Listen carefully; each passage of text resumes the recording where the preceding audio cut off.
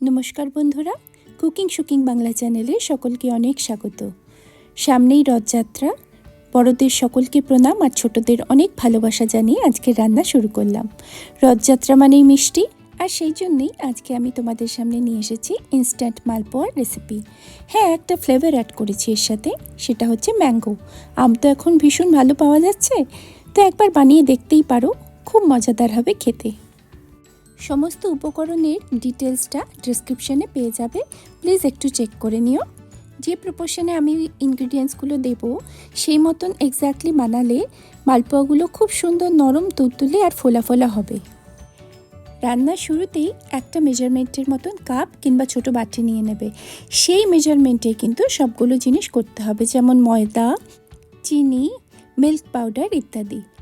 যেহেতু এটা ইনস্ট্যান্ট মালপোয়া, তাই বেশিক্ষণ ব্যাটারটা রেস্টে না রাখলেও চলবে, কিন্তু আমার সাজেশন হচ্ছে যেহেতু এটাতে সুজি আর মিল্ক পাউডার আছে, তাই যদি 10 থেকে 15 মিনিটের জন্য হলেও অ্যাটলিস্ট এটাকে রেস্টে দাও, তাহলে ব্যাটারটা খুব সুন্দরভাবে সেট হয়ে যাবে।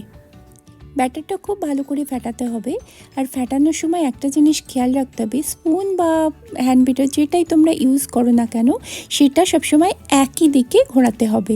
মোশনটা সবসময় একই দিকে হবে, যেমন ক্লকওয়াইজ বা অ্যান্টি ক্লকওয়াইজ। এর ফলে কী হবে, ব্যাটারের মধ্যে কোনো এক্সট্রা এয়ার বাবল আসবে না, আর ব্যাটারটা খুব ফ্লাপি হবে।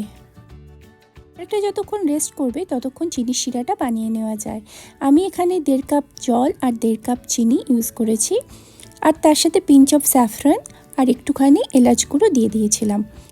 স্যাফরনটা একদমই অপশনাল, কিন্তু শিরার কালারটা খুব সুন্দর আসে স্যাফরন দিলে।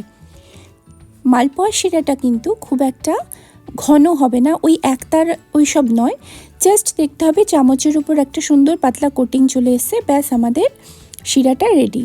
আর খুব গরম শিরা অবস্থায় মালপোয়াগুলো কিন্তু আমরা ডিপ করব না। আমাদের বাড়িতে যেহেতু খাস্তা খাস্তা মালপোয়াটা একটু বেশি ভালোবাসে, তাই আমি চিনির শিরায় কিন্তু ডিপ করে রেখে দিইনি, জাস্ট একটু কোটিং দিয়ে আমি ওটাকে তুলে রেখেছি। একটা ফ্রাইং প্যানে আমি বেশ পর্যাপ্ত পরিমাণে ডিপ ফ্রাইয়ের জন্য তেল নিয়ে নিয়েছি। প্রথমে একটুখানি ব্যাটার দিয়ে দেখে নিলাম যে ব্যাটারটা আমার ঠিকমতো ফ্লাপি হয়ে উঠে আসছে কিনা। যখন দেখলাম ইয়েস, তখন বাকি ব্যাটারগুলো দিয়ে মালপোয়া ভাজা শুরু করলাম। তোমাদের যদি মনে হয় যে একদম ব্যাটারটা ঠিক মতন উঠছে না, স্টিক করে যাচ্ছে, তাহলে তার সাথে আরেকটু ময়দা মিশিয়ে দেখতে পারো, ব্যাটারটা ঠিক হয়ে যাবে। তবে আমার মনে হয় আমি যে মাপটা দিয়েছি তাতে এক্স্যাক্টলি আমার মতনই হবে। দেখো, আমি এইভাবে ইনস্ট্যান্টলি রসের মধ্যে 4-5 বার ডিপ করে মালপোয়াগুলো প্লেটে তুলে রাখছি। তোমরা কিন্তু চাইলে শিরার মধ্যে মালপোয়াগুলোকে ভিজিয়েও রাখতে পারো, তাতে কোনো প্রবলেম হবে না। সমস্ত মালপোয়াগুলো ভাজা আর এইভাবে শিরার মধ্যে ডিপ করা হয়ে গেলে একটা সার্ভিং পাত্রে সেটাকে সাজিয়ে নিয়ে আমি ওপর থেকে পেস্তা কুচি দিয়ে দিচ্ছি, এটা জাস্ট ফর ডেকোরেশন। কেমন লাগলো বন্ধুরা আজকের এই রেসিপি? কথা দিচ্ছি, যদি ঠিকমতো মেজারমেন্টটা তুমি ফলো করো, তাহলে একদম নরম তুলতুলে অসাধারণ স্বাদের মালপোয়া পেয়ে যাবে। তখন আর দোকান থেকে কিনে খেতে ইচ্ছা করবে না। পাশে থেকো, সাথে থেকো বন্ধুরা, দেখা হচ্ছে অন্য কোনো রেসিপির সাথে। ততদিন ভালো থেকো, সুস্থ থেকো, সাবধানে থেকো। Thank you for watching, and জয় জগন্নাথ।